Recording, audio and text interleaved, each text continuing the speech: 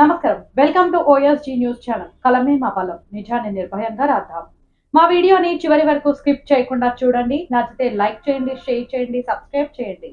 Bell ఐకాన్ని మాత్రం మర్చిపోవద్దు.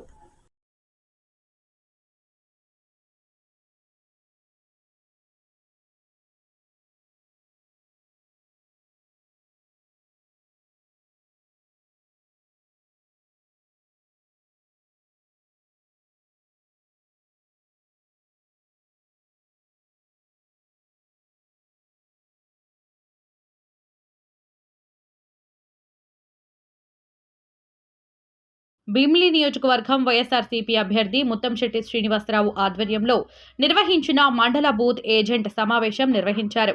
ఈ సందర్భంగా కుశలవాడ, కణమాం, ముచ్చర్ల, షిర్లపాలెం, ముకుందాపురం పంచాయతీల వార్డు సభ్యులు మరియు ముఖ్య నాయకులు టీడీపీ, జనసేన నుంచి 300 మంది వైఎస్ఆర్ కాంగ్రెస్ పార్టీలో చేరారు. ఈ సందర్భంగా వారు మాట్లాడుతూ 2019 మేనిఫెస్టో చేర్చిన ప్రతి పథకం 100% అమలు చేశారని 2024లో మేనిఫెస్టోకి ఆకర్షితులై వైఎస్ఆర్ కాంగ్రెస్ పార్టీలో చేరామని, భీమిలి నియోజకవర్గంలో అవంతి శ్రీనివాస్ గారు గెలుపు కోసం కృషి చేస్తానని అన్నారు.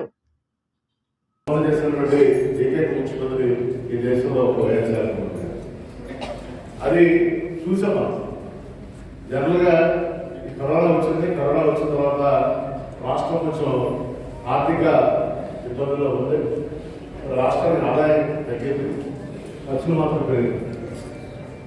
మరి 2019లో జగన్మోహన్ గారు హామీ ఇచ్చినప్పుడు ఇదే తెలుగుదేశం పార్టీ నాయకులు చంద్రబాబు గారు కానీ, ఈ మేధావులు కానీ వీళ్ళందరూ ఏం చెప్పారంటే, ఈ జగన్మోహన్ ఇచ్చిన హామీలు అమలు చేయాలంటే ఈ రాష్ట్ర బడ్జెట్ సరిపోదు, కేంద్ర బడ్జెట్ కూడా కావాలన్న కేంద్ర దేశం.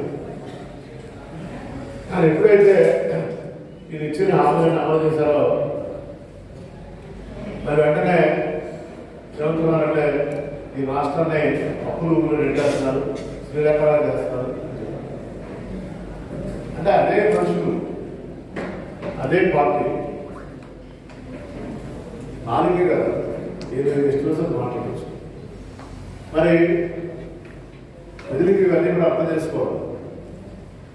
మళ్ళీ 99% హామీలు అమలు చేసి ఆయన ఒకటే జగన్మోహన్ రెడ్డి, నేను మంచి చేశాననుకుంటే ఓటు వేయండి అని చెప్పే గొప్ప నాయకుడు ఈ దేశంలో పోయించారు.